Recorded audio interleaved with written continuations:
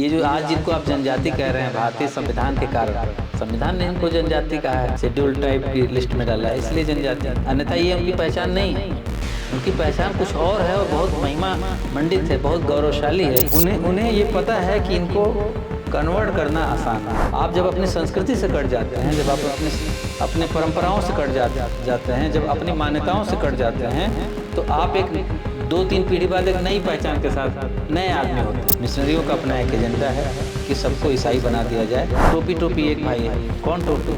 Christian वाले और ये जो अधिकारी घूम रहे हैं जो स्कूलों में, ये सब एक हैं और ये सिर्फ तुम्हारे धर्म को बदलना है। जनजाति समाज कितना सस्टेनेबल मॉडल के साथ जिंदा रहा है, कितना वो देश की जो हमारी प्राकृतिक संपदा है उसका कितना बड़ा रक्षक रहा है। आज आप एनवायरनमेंट की बात करते हो, पर्यावरण का कितना सच्चा संरक्षक रहा है। तो गोंडवाना की रानी नहीं है, ये भी आप जानते हैं। गोंडवाना नाम की कोई जगह नहीं है। नमस्कार, मैं हूं विकास मेवाड़ा और आपका बहुत बहुत स्वागत है विश्व संवाद के मध्य प्रदेश में। आज का जो हमारा विषय है जनजातीय समाज पर वैचारिक और राजनीतिक षड्यंत्र। हमारे साथ मौजूद है डॉक्टर मुकेश कुमार मिश्रा जी, जो कि भारतीय परंपरा और सांस्कृतिक और समाज पर गहन चिंतन और नवाचार के लिए जाने जाते हैं। हम बहुत समय से हम लोग देख रहे हैं जनजातीय समाज जो है उस पर इतने ज़्यादा राजनीतिक षड्यंत्र क्यों हो रहे हैं, और आखिर जनजातीय समाज क्या है? जनजाति समाज क्या है, ये प्रश्न आपने जो पूछा है ये अपने आप में बहुत चिंता का विषय है। क्योंकि हमारे भारत में अगर हम 70 साल के डिस्कोर्स के बाद ये प्रश्न करें कि जनजाति समाज कौन है, क्या है, इसका मतलब ये है कि कहीं ना कहीं कोई भ्रम है। अब वो भ्रम क्या है ये समझने की ज़रूरत है। और कुछ भ्रम एक दिन में नहीं खड़े होते, रातों रात कोई भ्रम खड़ा नहीं होता, उसके लिए बहुत सारा लंबा बैकग्राउंड होता है। तो आप देखेंगे कि जब हमारे देश में अंग्रेज़ों का राज आया और लगभग 1774-75 से लेकर के और फिर 1940 तक, यानी आज़ादी के कुछ दिन पहले तक, एक हमारे देश में जो सर्वेक्षण, अध्ययन, रिपोर्ट, बहुत सारे पब्लिकेशन, ऑक्सफोर्ड से लेकर के और भारत तक सब जगह ऐसी चीज़ें प्रकाशित की गई हैं जिन्होंने ये ऐसा संभ्रम खड़ा कर दिया है कि जनजातियों की पहचान को लेकर के हमारे मन में बहुत तरह के प्रश्न हैं। यहाँ तक कि स्वयं उनके मन में भी बहुत तरह के प्रश्न हम देख पाते हैं, बहुत तरह के डिस्कोर्स देख पाते हैं।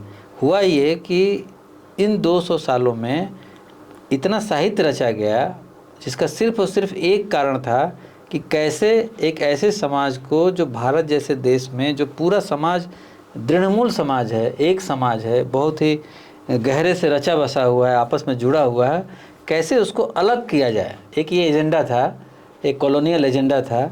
और उसके लिए एशियाटिक सोसाइटी की स्थापना की गई, उसके माध्यम से बहुत सारे अध्ययन किए गए, बहुत सारी रिपोर्ट्स प्रकाशित की गई, बहुत सारे अध्येता लगाए गए और उन अध्येताओं ने पूरे भारतीय समाज और समुदायों का अध्ययन एंथ्रोपोलॉजिकल बेस पर किया, जिसको आप नस्ली आधार कह सकते हैं।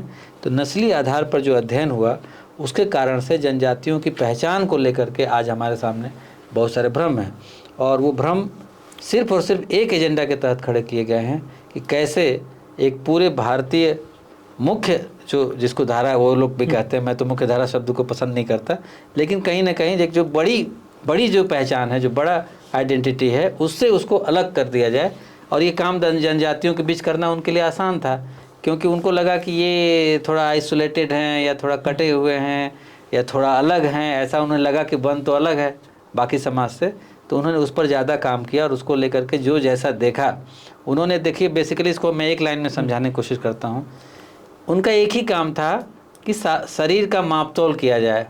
आपकी नाक इनकी नाक से अलग कैसे है, इनकी आँख इनकी आँख से अलग कैसे है, आपका होठ इनके होठ से अलग कैसे है। ये जो पूरा रेशियल स्टडीज़ है, नस्ली आधार पर जो अध्ययन है, ये सिर्फ और सिर्फ एंथ्रोपोलॉजी के माध्यम से इसीलिए किए गए कि कैसे सबको अलग अलग किया जाए।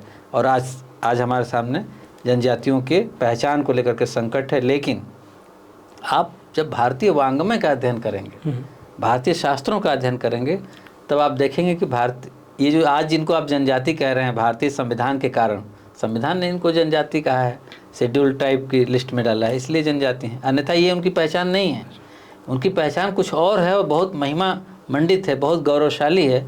जैसे हमारे मध्य प्रदेश में नर्मदा के आसपास के जो जनजातियाँ हैं वो महाकांतार कहे जाते थे, पुलिंद कहे जाते थे। नॉर्थ ईस्ट में किरात थे। ऐसे उत्तरांचल में बहुत सारे नाम हैं जो बहुत वेदों में 200 वेदों और महाभारत तक आते आते 230 नाम ऐसे हैं जो आज शेड्यूल ट्राइब में हैं।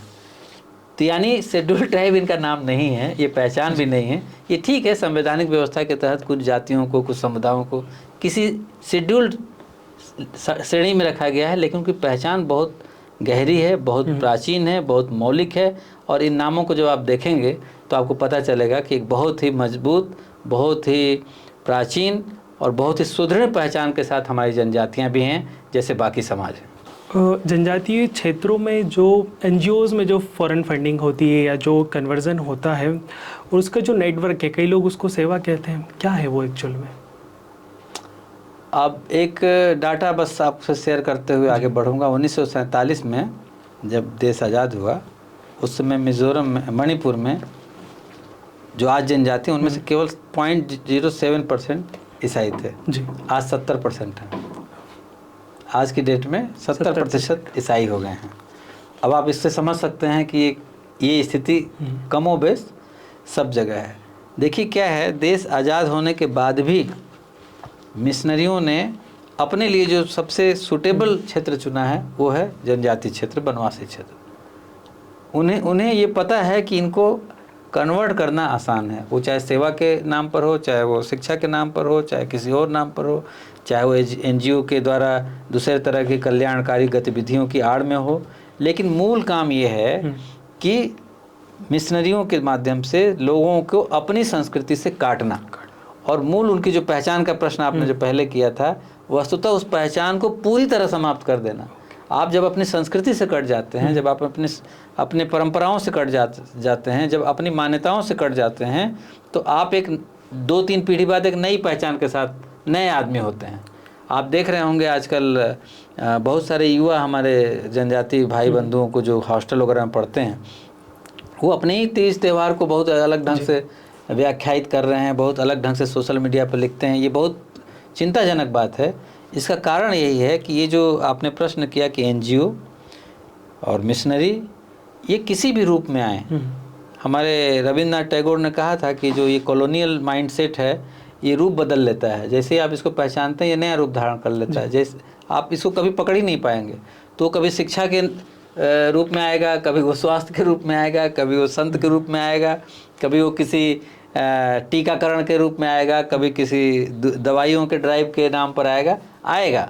और उसका मोटिव सिर्फ एक है, लक्ष्य सिर्फ एक है कि उसको जो समुदाय हैं उनकी अपनी पारंपरिकता से काट करके एक नई पहचान देना और उनको कन्वर्ट करके दुनिया भर में, आप जानते ही हैं एजेंडा है बहुत सारे देशों में, केवल भारत में ही नहीं, मिशनरियों का अपना एक एजेंडा है कि सबको ईसाई बना दिया जाए। और ये तो वही विचार है कि हम जैसे हैं, आप जैसे हैं, हम आपको वैसे नहीं रहने देंगे, आपको हम अपने जैसा बना देंगे।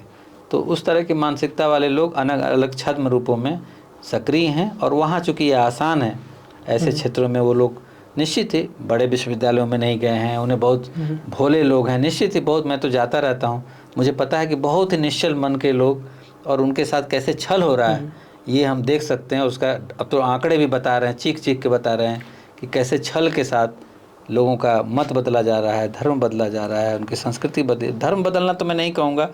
एक बात इसमें बहुत इंपॉर्टेंट है जो आपको अपने दर्शकों को बताना भी चाहिए, किसी का भी मतांतरण हो गया हो, किसी भी जनजाति का, उसने अपना धर्म नहीं बदला है। वो उसी धर्म से अभी तक जुड़ा हुआ है जिस धर्म में उसका जन्म हुआ है। वो प्रकृति को पूजा करता है, वो देवी देवताओं को मानता है, उसका एक अपना देवलोक है, उसका अपना एक देव जगत है। वो नदी को माता मानता है, वो गाय को माता मानता है, वो स्त्री को माता मानता है, वो भाषा को माता मानता है, वो महादेव में विश्वास रखता है, पर्वतों को मानता है। इन सारी मान्यताओं के साथ सिर्फ उसकी एक सांस्कृतिक पहचान पर आक्रमण है, वो उसको नहीं समझ पाता है। और उसके बहुत सारे कारण हैं जो यहाँ नहीं बताया जा सकते। लेकिन ये सच है, धर्म परिवर्तन नहीं हुआ, मत परिवर्तन हुआ है। और धीरे धीरे बहुत जगह पे वापसी भी हो रही है, ऐसा नहीं है। बहुत सारी संस्थाएं काम कर रही हैं और जिनके माध्यम से घर वापसी भी होती है, वो भी एक बहुत ज़रूरी पक्ष है। और मैं मानता हूँ कि किसी का भी मत लालच से, छल से बदला जाना, ये इससे बड़ा अपराध इस धरती पर कोई नहीं। मिशनरीज किस तरह की आइडियोलॉजी को फॉलो करते हैं कन्वर्जन करने के लिए, किस तरीके से वो उन लोगों को इन्फ्लुएंस कर पाते हैं और इजीली जो हमारे जनजातीय क्षेत्र के लोग हैं वो इन्फ्लुएंस हो पाते हैं उनसे? देखिए, दुनिया भर में उनका एक तौर तरीका है, और वो तौर तरीका यही है कि वो कोई एकदम से जाके कभी ये नहीं कहते कि आप अपना मत बदल लो, है ना। वो बहुत लंबे समय तक काम करते हैं। देखिए, कुछ तो चीज़ें बल्कि मैं कहूँगा कि सीखनी भी चाहिए कि काम कैसे किया जाता है। वो बहुत ही योजनाबद्ध तरीके से, बहुत लंबी रणनीति के साथ, बहुत लॉन्ग टर्म स्कीम के साथ कहीं भी उतरते हैं, और कभी भी सीधे कन्वर्जन नहीं करते। वो पहले कोई स्कूल खोलेंगे, शिक्षा देंगे, जो कि शिक्षा सबको चाहिए, सबको डिग्री चाहिए, सबको स्कूलिंग चाहिए, सबको अच्छा वातावरण चाहिए, फिर स्वास्थ्य सबको चाहिए, सबको दवाइयाँ चाहिए, सबको निरोग रहना है। ये ऐसी चीज़ें हैं जो मनुष्य की बेसिक नीड्स हैं। बेसिक नीड्स के आधार पर लंबे समय तक उनसे संवाद करना, और फिर धीरे धीरे कुछ लोगों को, जो इन्फ्लुएंसिव लोग हैं, जो उसी सोसाइटी में कुछ इन्फ्लुएंस रखते हैं, प्रभाव रखते हैं, उनको पहले वो अपनी ओर मोल्ड करते हैं, और फिर धीरे धीरे कुछ परिवारों को मोल्ड करते हैं। फिर जो परिवार इधर आ जाते हैं, उन परिवारों की लाइफ स्टाइल बदल जाती है, उनका रहन सहन थोड़ा बदल जाता है, तो कुछ आकर्षण भी बढ़ जाता है। मैं जब असम में गया था, वहाँ पर गुवाहाटी के पास कुछ गाँवों को देखने, तो मैंने देखा कि उसी गांव में कुछ लोग कन्वर्ट हो चुके हैं और कुछ लोग नहीं कन्वर्ट हुए हैं। तो जो कन्वर्ट हो चुके हैं उनका घर, और जो नहीं कन्वर्ट हुए हैं उनका घर आप आसानी से पहचान सकते हैं, क्योंकि उनके घर में सारा एसी लग गया है, थोड़ा व्यवस्थाएं हो गई हैं, फ्रिज लग गया है, थोड़ा बढ़िया वातावरण बन गया है, और जो सामान्य पारंपरिक अपनी स्थिति में है वो एक सामान्य घर में रह रहा है। तो सोसाइटी में इन चीज़ों को भी तरीके से डाला जाता है कि कैसे लोग इन्फीरियरिटी में आएँ और हमारी ओर आकर्षित होते चलें। तो इस तरह के कुछ लॉन्ग टर्म उनकी तौर तरीके हैं। वो मोटे तौर पर अगर हम समझना चाहें तो कन्वर्जन का रास्ता शिक्षा और स्वास्थ्य और वेलफेयर, मेडिकेशन, इन सब चीज़ों के माध्यम से ही खुलता है। इसी के माध्यम से कन्वर्जन बहुत आसानी से हो रहा है। पूरे नॉर्थ ईस्ट में हुआ है, और जगहों पे हो रहा है, हमारे सेंट्रल इंडिया में हो रहा है, बहुत जगहों पे हो रहा है। आप देखिए कि बहुत जगह, बहुत दुर्गम इलाकों में अभी नहीं भी हुआ है। तो बहुत दुर्गम इलाकों में नहीं हुआ है, इसका मतलब ये है कि वहाँ स्कूल खोलना, अस्पताल खोलना उतना आसान नहीं है, उतना बड़ा प्रोजेक्ट है, लेकिन वहाँ भी संकट तो है ही। तो ये तरीके हैं उनके। तो आपने बताया शिक्षा और स्वास्थ्य, तो ये सरकार की तमाम सारी योजनाएं हैं, क्या वो वहाँ तक नहीं पहुँच पा रही है, मिशनरीज वहाँ पहुँच पा रहे हैं? इसका क्या कारण है? अगर सरकार की वो योजनाएं वहाँ तक नहीं पहुँच पा रही, स्कूल कॉलेज वहाँ तक नहीं पहुँच पा रहे, हॉस्पिटल वहाँ तक नहीं पहुँच पा रही है? ये आपने बहुत अच्छा प्रश्न उठाया है। ये तो हम नहीं कह सकते कि पहुँच नहीं पा रहे हैं, लेकिन हाँ, निश्चित ही पिछले कुछ 40-50 साल में एकदम से, अभी तो देश हमारा 47 में आज़ाद हुआ, और आज़ादी होते ही सब जगह ना स्कूल पहुँचे, ना रोड पहुँचा, ना अस्पताल पहुँचा। स्वाभाविक तौर पर वनवासी क्षेत्रों में देर से थोड़ा पहुँचा है, लेकिन अब ऐसा कहना उचित नहीं है, क्योंकि अब तो बहुत सड़कें बन गई हैं, हाईवेज़ बन गए हैं, बहुत तरह के जनजाति स्कूल खुल रहे हैं, बहुत सारे डिपार्टमेंट्स काम कर रहे हैं, जनजाति कार्य विभाग सेंट्रल गवर्नमेंट का और स्टेट गवर्नमेंट का, और उनकी स्कीम्स हैं, हॉस्टल बन रहे हैं, जनजाति बच्चों के हॉस्टल। हमारे भोपाल में ही 16-17 हॉस्टल हैं, सब बच्चों के लिए रहने की व्यवस्था, उनके लिए पढ़ने की व्यवस्था, सब कुछ अब है। लेकिन होता ये है, जो मेरा अपना निजी अनुभव है, कि कहीं ना कहीं सरकारी स्कीम में जो थोड़ा बहुत जो भ्रष्टाचार या डिले होना और उसकी लेंदी प्रक्रिया होना, वो भी कहीं एक कारण बनता है व्यवस्था से रूठने का। ऐसा कहीं मेरे ध्यान में आया है। हालांकि ये सार्वभौमिक सत्य नहीं है, लेकिन यह भी एक पक्ष है चूँकि आपने उठाया। लेकिन आज परिदृश्य बदला है। देखिए, जनजाति गौरव पिछले 4 साल पहले कोई जानता नहीं था, है ना, सरकारों का भी ध्यान नहीं था। लेकिन इस बात के लिए हमारे जो अभी वर्तमान में केंद्र की सरकार है, उसकी प्रशंसा करनी चाहिए कि उन्होंने इस बारे में सोचा, और स्वाधीनता के अमृत महोत्सव के अंतर्गत न केवल जनजाति नायकों और उनसे जुड़े लोगों के, महापुरुषों के, उनके त्योहारों के, उनकी और चीज़ों को, घटनाओं को, ऐतिहासिक अवदानों को लेकर के जो विमर्श खड़ा हुआ है, वो अतुलनीय है, अद्भुत है। और इसके साथ साथ देश भर में जनजाति संग्रहालयों की स्थापना, करीब 10 या 11 ऐसे एग्जैक्ट नंबर मुझे याद नहीं आ रहा है, लेकिन 10 से अधिक जनजाति संग्रहालय बन रहे हैं। जबलपुर में भी एक बन रहा है, यहाँ पहले से है भोपाल में। तो ये जो सरकारों का अप्रोच बदला है पिछले कुछ सालों में, इसका असर अब दिख रहा है कि कैसे हमारे स्कूल खुल रहे हैं, जनजातीय विश्वविद्यालय खुले हैं जी। अमरकंटक में है, आपका अमरावती में है, और 2-3 नए घोषणा हुई है। तो अब कोई चीज़ अछूती नहीं है, और सड़कें बन चुकी हैं, हाईवेज निकल चुके हैं। आप किसी भी जनजाति गांव में जाएंगे, मध्य प्रदेश का ही अगर आप उदाहरण लेंगे, तो आप लगभग सब जगह बहुत सुंदर सड़कों के माध्यम से आप पहुंच सकते हैं। और कोई भी गांव का बच्चा ऐसा नहीं है जो शहर तक पहुंच के हॉस्टल में अब ना रह रहा हो। तो ये रीच तो बहुत बड़ी है सरकार की भी, और ऑनलाइन और डिजिटल प्लेटफॉर्म भी बहुत अवेलेबल हो गए हैं, फेलोशिप बहुत तरह की हैं। लेकिन फिर भी मैंने कहा ना आपको एक पहले ही बात कि ये जो कन्वर्जन गैंग है ना, ये अपना रूप बदल लेती है। अब ये बहुत तरह के फेलोशिप के माध्यम से आ जाती है, बहुत तरह की नई स्कीम लेके आ जाती है, यानी हमेशा सरकार से अधिक आकर्षक चीज़ लेकर के वो मैदान में आ जाते हैं। तो उसका असर तो होता ही है, लेकिन असर कम भी हो रहा है। और बहुत सारे संगठन ऐसे हैं जो ऐसा काम कर रहे हैं कि उसके कन्वर्जन भी रुके और इनका हित भी हो।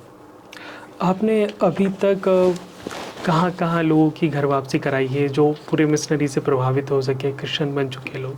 नहीं, मैंने नहीं कराई है, लेकिन मैं आपको ये आपके आसपास के लोगों ने मेरी जानकारी में है, मैं आपको ये बता सकता हूँ कि नॉर्थ ईस्ट से लेकर के और दक्षिण भारत तक बनवासी कल्याण आश्रम और उनके अनेक प्रकल्प ऐसे हैं जिनके माध्यम से, और विश्व हिंदू परिषद के कुछ एकल विद्यालय और इस तरह के बहुत सारे ऐसे काम चलते हैं जिनके माध्यम से लाखों लोग वापस आए हैं। और इससे अधिक मैं दावा कर सकता हूं कि लाखों लोगों ने कन्वर्जन रोक लिया जी। घर वापसी उतना महत्वपूर्ण नहीं है जितना महत्वपूर्ण ये है कि कन्वर्जन की स्पीड कम हो गई।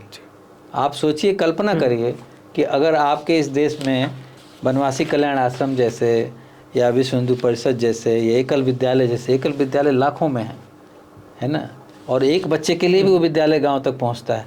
ऐसे जो प्रकल्प अगर नहीं होते, या बहुत सारे साधु संत, बहुत सारे मठ, बहुत सारी सांस्कृतिक संस्थाएं, केवल कल्याण आश्रम ही नहीं, और भी समाज के जो समविचारी लोग हैं जो ये चाहते हैं कि किसी की भी संस्कृति को नष्ट न किया जाए, बदला न जाए, किसी की पहचान को छीना न जाए, ऐसी संस्थाएं, ऐसे गुरु हैं बहुत सारे, सन्यासी बहुत सारे हैं जो पालघर से लेकर के बहुत दुर्गम और बहुत जहाँ चैलेंज है उन जगहों पे लगातार काम कर रहे हैं। और काम करते हुए उड़ीसा में आपने बहुत सुना होगा, कालाहांडी से लेकर सब जगह इतने प्रयास होने के बाद भी कन्वर्जन हुआ तो है, लेकिन बहुत बड़े स्तर पर कन्वर्जन रुका भी है और कन्वर्जन की गति कम हुई है, उनको चुनौती मिली है। और ये अध्ययन का एक बड़ा विषय भी हो सकता है, कोई इस पर अध्ययन करे कि इन प्रयासों से कन्वर्जन रुका कैसे है, कैसे ठहर गया है, कितनी उनको बाधा हो रही है कन्वर्जन करने में। ये बहुत इम्पॉर्टेंट बात है।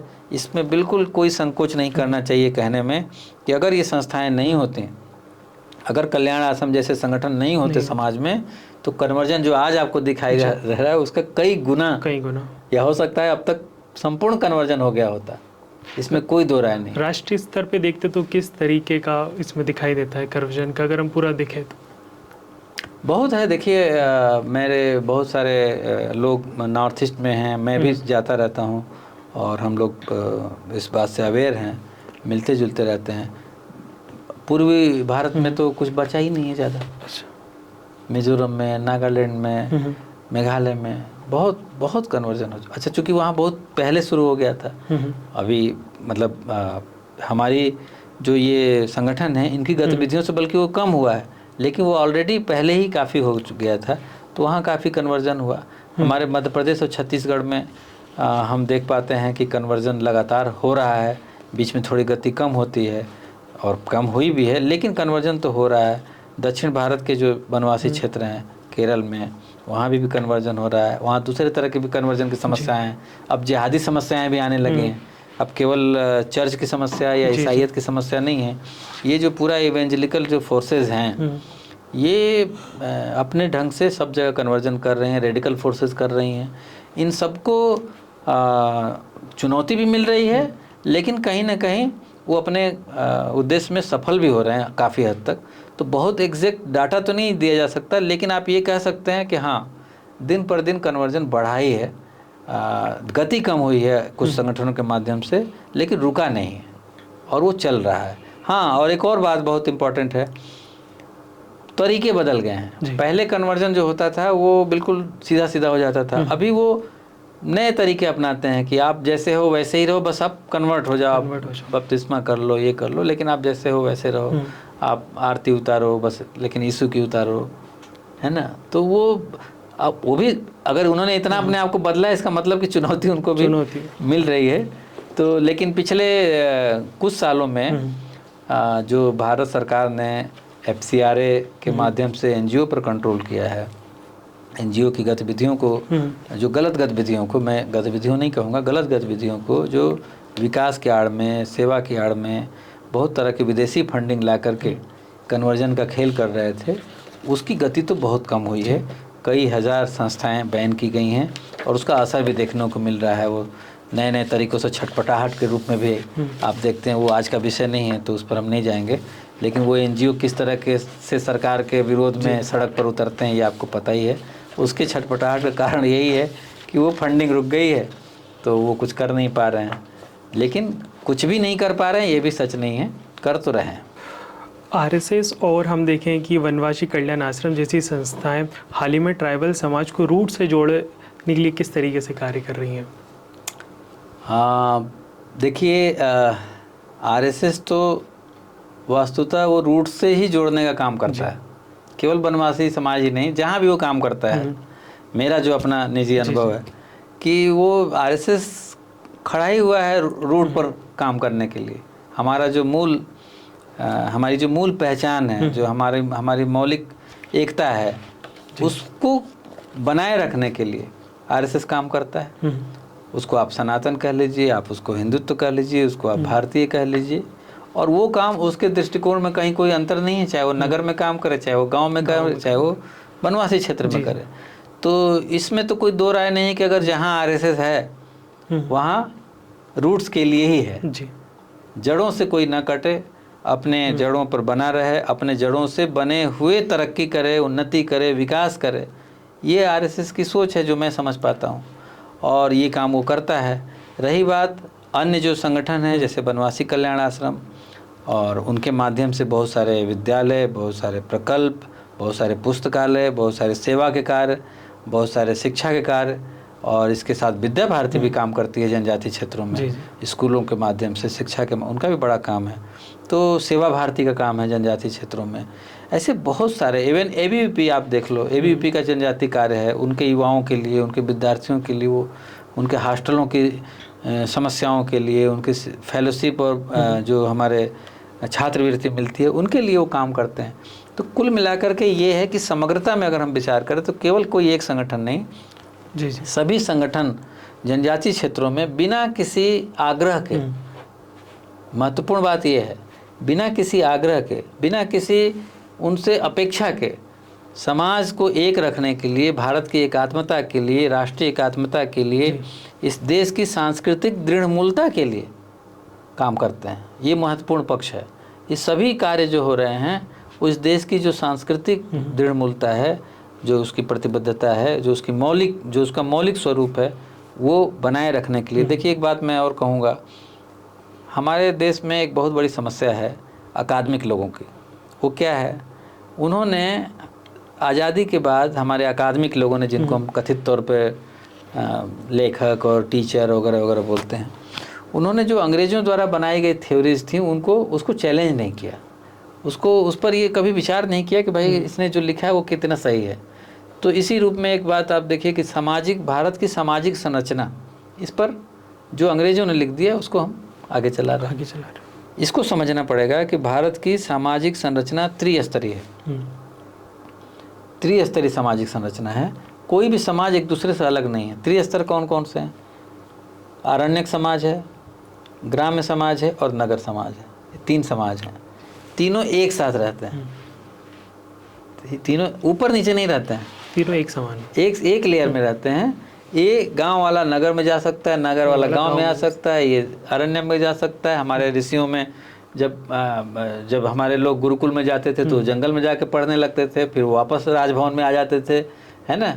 भगवान राम जो है वो गए वन क्षेत्र में तो उनको कोई आधार कार्ड थोड़े दिखाना पड़ा, उनको तो सब पहचानते थे, वो जानते थे कि अयोध्या के राजा हैं, किसी ने नहीं पूछा कि आप कहाँ से आओ, क्योंकि वो पता था। ऐसे ही बहुत एक लंबी परंपरा है। तो ये भारत की जो त्रिस्तरीय सामाजिक संरचना है, उस त्रिस्तरीय सामाजिक संरचना में कोई भी समाज, ये तीनों समाज अलग नहीं है, एक दूसरे के पूरक है, एक दूसरे के परस्पर है, एक दूसरे को दे रहा है, ले रहा है, आदान प्रदान कर रहा है। शिक्षा वन में हो रही है, उसका उपयोग नगर में हो रहा है, कलाएं गांव में विकसित हो रही हैं। ये एक साथ गुथा हुआ समाज है और यही इसकी दृढ़ मूलता है। इसी के लिए आरएसएस, इसी के लिए कल्याण आश्रम, इसी के लिए अन्य संगठन काम कर रहे हैं कि ये जो भारत की सामाजिक संरचना है ये अटूट बनी रहे, अकाट्य बनी रहे, अखंड बनी रहे। इसके लिए सारे संगठन काम कर रहे हैं, ऐसा मुझे लगता है। आप हमारे युवाओं के लिए क्या कहना चाहेंगे जो कन्वर्जन से, इन सब चीज़ों से बचे? देखिए, मैं जहाँ भी युवाओं से संवाद करता हूँ वो उनसे एक बात जरूर कहता हूँ कि अपनी परंपरा पर गर्व करना ये सबसे ज़रूरी चीज़ है। आप कितना भी पढ़ लीजिए, आप कितनी भी डिग्री ले लीजिए, अगर आपको अपने ऊपर ही गर्व नहीं है तो आपका पढ़ना लिखना भी बेकार है। आप क्यों पढ़ते हैं? केवल कागज़ की एक डिग्री के लिए, या अपने स्व के लिए, अपनी निजता के लिए, है ना। आपको अपनी चीज़ों पर पहले गर्व करना पड़ेगा। अगर वो शिक्षा आपको गर्व नहीं दे पा रही है, अगर आपका स्कूल आपको अपने ऊपर गर्व करने का अवसर नहीं दे पा रहा है, वो शक्ति नहीं दे पा रहा है, तो वो बेकार है। तो मैं युवाओं से यही कहता हूँ, चाहे हमारे शहर के युवा हों, चाहे वो वनवासी युवा हों, कि आपको अपनी संस्कृति, अपनी परंपरा को वैज्ञानिक ढंग से देखना पड़ेगा, उसके वैज्ञानिक आधार को समझना पड़ेगा, और बिना किसी शक के, बिना किसी अपराध बोध के, बिना किसी हीन भावना के सबसे पहले उस पर गर्व करना पड़ेगा। और आपको ये समझना पड़ेगा आज की तारीख में कि जनजाति संस्कृति भारत की संस्कृति है, भारतीय संस्कृति जनजाति संस्कृति है, वो एक ही है। एक बात। दूसरी बात कि आपका जनजाति समाज कितना सस्टेनेबल मॉडल के साथ जिंदा रहा है, कितना वो देश की जो हमारी प्राकृतिक संपदा है उसका कितना बड़ा रक्षक रहा है। आज आप एनवायरनमेंट की बात करते हो, पर्यावरण का कितना सच्चा संरक्षक रहा है, कितना वो बेस्ट प्रैक्टिसेस उसके समाज में है। देखिए, मैंने कहा ना कि अपनी परंपरा पर गर्व कैसे करोगे? आपको ये समझना पड़ेगा कि आपकी जो प्रैक्टिस है सोसाइटी में, आप जो पूजा करते हो, जो अनुष्ठान करते हो, जो आप खेती करते हो, जो आप मौसम का नॉलेज रखते हो, आप जो कुछ भी आपके पास है वो एक नॉलेज सिस्टम है, वो एक नॉलेज सिस्टम। आप आजकल अपन इंडियन नॉलेज सिस्टम की बात कर रहे हैं, तो इंडियन नॉलेज सिस्टम है क्या? इंडियन नॉलेज सिस्टम जो किताबों में लिखा है, जो वेद में लिखा है, पुराण में लिखा है, वही केवल नहीं है, जो हमारी प्रैक्टिस में है, जो हमारे समाज के उसमें है, वो भी तो ज्ञान परंपरा है। और उस ज्ञान परंपरा को आप केवल सीधे इसलिए नहीं नकार सकते क्योंकि आपने कोई किताब पढ़ ली है ना। सही बात। कोई किताब एक पढ़ ली है, आपको बता दिया गया कि तो इनको पास कुछ नहीं है, इसलिए आप मान लिए। आप जाके देखिए तो कि आपका बुजुर्ग बिना किसी मशीन के कैसे मौसम पहचान लेता है, बिना किसी टेक्नोलॉजी के कैसे वो जान जाता है कि अब खेत जोतने लायक हो गया है ना। कैसे वो खेती में से उपजे हुए अन्न का स्वागत करता है, कैसे वो नृत्य, उत्सव, गीत, इन सारी चीज़ों में अपने जीवन के आनंद और उससे जुड़े जो प्राकृतिक संरक्षण है उसको देखता है। ये सारी बातें आपको समझनी पड़ेंगी। और एक और जो महत्वपूर्ण बात है, कैसे वो धर्म में है। धर्म क्या चीज़ है? धर्म तो आचरण है, धर्म कोई किताबी थ्योरी थोड़े ना है। तो अगर कोई धर्म में है तो कौन है? जो नदी का पानी तक बिना पूछे नहीं ले रहा है, जो पेड़ नहीं काट रहा है, जो किसी जीव को नहीं मार रहा है, यानी दूसरे के अस्तित्व को स्वीकार कर रहा है और दूसरे के अस्तित्व के लिए सब कुछ करने को तैयार है, वही तो धर्म है। हम सनातन संस्कृति की बात करते हैं। सनातन संस्कृति का मूल आधार क्या है? मैं समझता हूँ सनातन संस्कृति का मूल आधार है सह अस्तित्व। आप भी रहो और हम भी रहें, यही सनातन का आधार है। अगर कोई एक दूसरे को नहीं रहने देना चाहता है या बदल डालना चाहता है, या तो बदल जाओ या नष्ट हो जाओ, यही रास्ता है आपके पास। तो वो सेमेटिक है ना, वो सेमेटिक विचार से जो रेडिकल इस्लाम में आते हैं या क्रिश्चियन उसमें आते हैं कि भाई आपको अपने तरीके से रहने का अधिकार नहीं है, हम जैसा बता रहे हैं वैसा रहो, और नहीं तो मरने के लिए तैयार हो जाओ। ठीक, तो जनजातियां हमारे देश की सबके लिए सह अस्तित्व में भरोसा रखती हैं, साहचर्य में भरोसा रखती हैं, सहिष्णुता में भरोसा रखती हैं, करुणा में भरोसा रखती हैं, प्रेम में भरोसा रखती हैं, समस्त जीवों से प्रेम करती हैं। तभी अंग्रेज़ों ने 1921 की जनगणना में उनको जीवात्मवादी कहा है, एनिमिस्ट कहा है।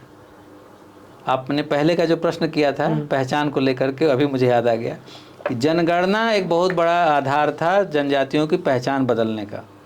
1901 से लेकर के और 1941 तक लास्ट तक जनगणना में अलग अलग नाम दिए जाने लगे, आप किस में आते हैं। पहले उनको पशुचारक कहा, फिर देखा अच्छा ये तो सब में, ये तो पहाड़ में भी जीव देख रहा है, तो पर्वत को भी जीव मान रहा है, तो इसको जीवात्मवादी कह दिया। फिर बाद में फॉरेस्ट रिलीजियस पीपल मान दिया, फिर आगे चल के उसको ट्राइब कह दिया। ट्राइब नाम का शब्द तो हमारे किसी वांग्मय में नहीं है, हमारे किसी साहित्य में ट्राइब नहीं है।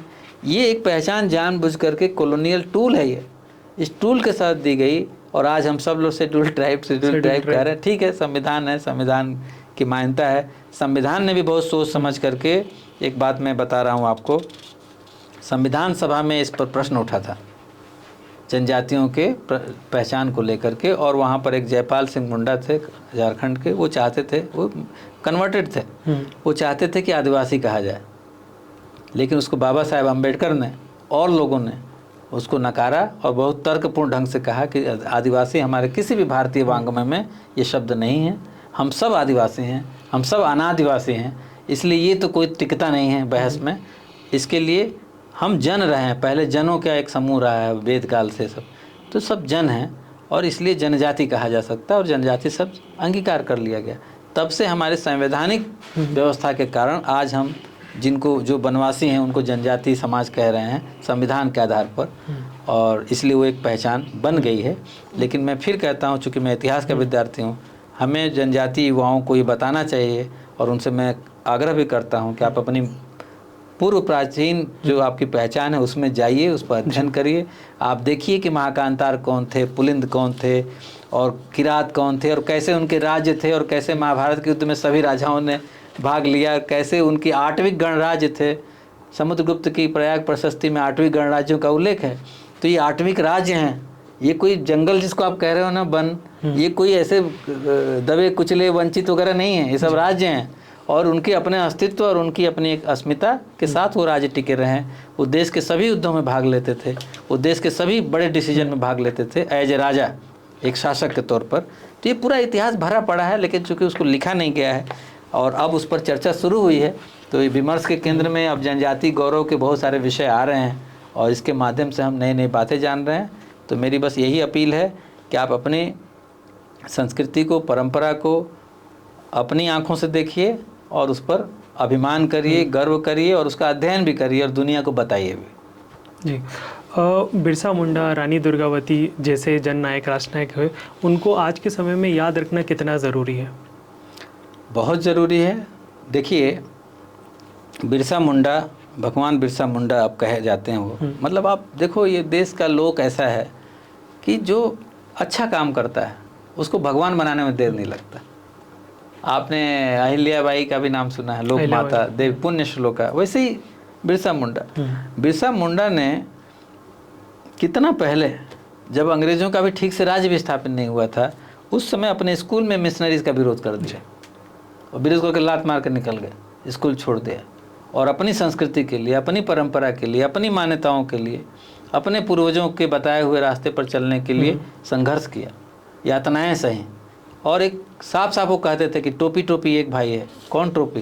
क्रिश्चियन वाले और ये जो अधिकारी घूम रहे हैं जिस स्कूलों में, ये सब एक हैं, और ये सिर्फ तुम्हारे धर्म को बदलने आए हैं। बिरसा मुंडा आज से 150 साल पहले डंके की चोट पर कह रहे थे कि ये तुम्हारा धर्म बदलने आए हैं, इनकी बातों में मत आओ, अपने धर्म पर अडिग रहो, और अपनी मान्यताओं को, अपनी संस्कृति को समझो। और उस पर चलो। और इसलिए उन्होंने उस समय लोगों को अपनी ओर आकर्षित करने और उस पर चलाने के लिए अपने 10 सिद्धांत भी जारी किए कि इस पर चलो, तुलसी का पौधा रखो, क्योंकि मिनिमम एक प्रोटोकॉल बनाया उन्होंने। और इसलिए उनका योगदान इसलिए बहुत महत्वपूर्ण है कि जिस समय कोई ये बात समझ भी नहीं पा रहा था कि क्रिश्चियन क्या कर रहे हैं, मिशनरी क्या कर रहे हैं, उसको न केवल उन्होंने समझा बल्कि एक बड़ा बीड़ा उठाया आंदोलन करने का, जन जागरूकता करने का और लड़ने का। और षड्यंत्र पूर्वक उनको मरना भी पड़ा, उनको मार भी दिया गया, जेल में भी रहना पड़ा, बहुत संघर्ष सहना पड़ा। लेकिन वो एक रास्ता दिखा गए हमारी आने वाली पीढ़ियों को कि देखो, जब अपने धर्म पर और संस्कृति पर आँच आती है तो कैसे खड़ा हुआ जा सकता है, और शिक्षा, स्कूल, स्वास्थ्य, इन सबको लात मारा जा सकता है संस्कृति और धर्म के आगे। ये बिरसा मुंडा का योगदान है। रानी दुर्गावती का आपने नाम लिया, रानी दुर्गावती चाहती तो और बड़ा राज्य पा सकती थी अकबर के आगे झुक करके, लेकिन नहीं। अबुल नामा ने इसमें अबुल फजल ने लिखा है अपने इसमें अकबरनामा में कि कितनी उनके पास सेनाएं हैं, कितने हाथी हैं, कितने सैनिक हैं और कितनी वो सशक्त रानी हैं। 57 गढ़ों का जिक्र वो कह रहा है कि उनके पास था, और 57 गढ़ों में गढ़ा कटंगा की वो रानी है। वो गोंडवाना की रानी नहीं है, ये भी आप जान लीजिए। गोंडवाना नाम की कोई जगह नहीं है। ये 57 गढ़ जो है वो गढ़ा कटंगा कहे जाते थे, उनकी वो रानी है।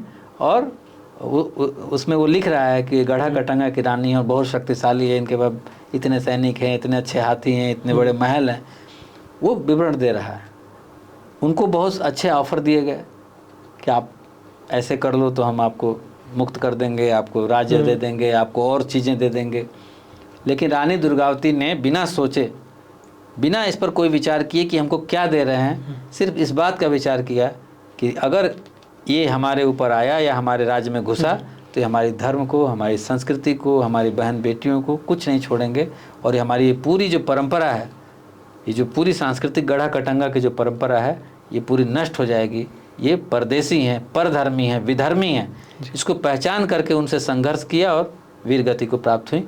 तो रानी की दुर्गावती का और भगवान बिरसा मुंडा का, तिलका मांझी का, गुंडाधुर का, जितने भी आप नायक हैं जो अभी स्वाधीनता के अमृत महोत्सव में बहुत लोगों की चर्चा हुई है। हमारे इतिहासकारों ने तो इनको भुला दिया था। वो तो गांधी केंद्रित केवल इतिहास लिख रहे थे, वो तो केवल नेहरू केंद्रित इतिहास लिख रहे थे, वो केवल कांग्रेस केंद्रित इतिहास लिख रहे थे।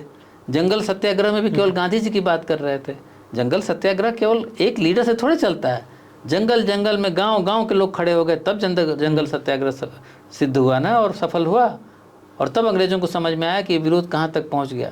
आप सोचिए कि जब अंग्रेज़ अपना पाँव पसार रहे थे और जंगल में घुसने की कोशिश कर रहे थे कानून की आड़ में, फॉरेस्ट एक्ट की आड़ में, तब हमारे उड़ीसा से लेकर के और निमाड़ तक सब जगह विद्रोह हुआ।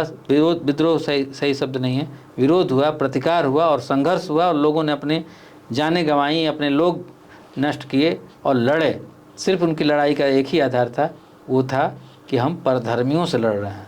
उनको ये पहचान थी। मैं आज युवाओं से भी कहता हूँ कि एक बात ध्यान रखो कि तुम्हारे अगर टंटिया भी लड़े, अगर तुम्हारे भीमा नायक लड़े, अगर तुम्हारे रानी दुर्गावती लड़ी, अगर तुम्हारे बिरसा मुंडा लड़े, तो ये किसी सत्ता से नहीं लड़ रहे थे, ये विधर्मियों से लड़ रहे थे, परधर्मियों से लड़ रहे थे। और किसके लिए लड़ रहे थे? स्वधर्म के लिए लड़ रहे थे, स्वत्व के लिए लड़ रहे थे। इसलिए उनका इतिहास में जो अवदान है, जो योगदान है, वो कहीं किसी नेताओं से, मैं बता रहा हूँ, किसी भी दल के नेताओं से कई गुना अधिक है। क्योंकि उनके पास उस तरह के औजार नहीं थे, फिर भी वो लड़ रहे थे। बहुत सुनियोजित, बहुत व्यवस्थित ढंग से और बड़ी कर्मठता के साथ लड़ रहे थे। और उस लड़ाई को उन्होंने अगर नहीं लड़ा होता तो आप मानिए कि बहुत पहले आप सब चीज़ लुटा चुके होते और गुलाम हो चुके होते।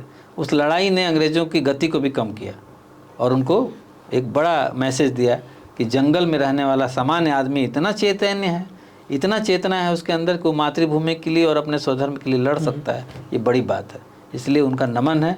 और भारत सरकार ने पिछले कुछ वर्षों में उनके लिए जनजाति गौरव का एक विषय चलाया, उनके लिए संग्रहालय बनाए हैं, उनके नाम को पुनः स्थापित किया है, उनकी महिमा को, उनके गौरव गान को बढ़ाया है। इसके लिए मैं तो उनकी बहुत भूरी भूरी प्रशंसा करता हूँ। बहुत बहुत धन्यवाद। हमारा जो आज का विषय था जनजातीय समाज, इस पर हमने आपसे विस्तार से जाना। किस तरीके से कन्वर्शन हो रहा है, किस तरीके से वनवासी कल्याण उसके रोकथाम के लिए कार्य कर रही हैं, सरकारें किस तरीके से उन सभी गतिविधियों के लिए एक्टिव है। अगले फिर किसी इसी तरह के विषय में आपके साथ बैठेंगे, विस्तार से चर्चा करेंगे। जब तक के लिए आपका बहुत बहुत धन्यवाद। धन्यवाद आपका भी, बहुत बहुत नमस्कार।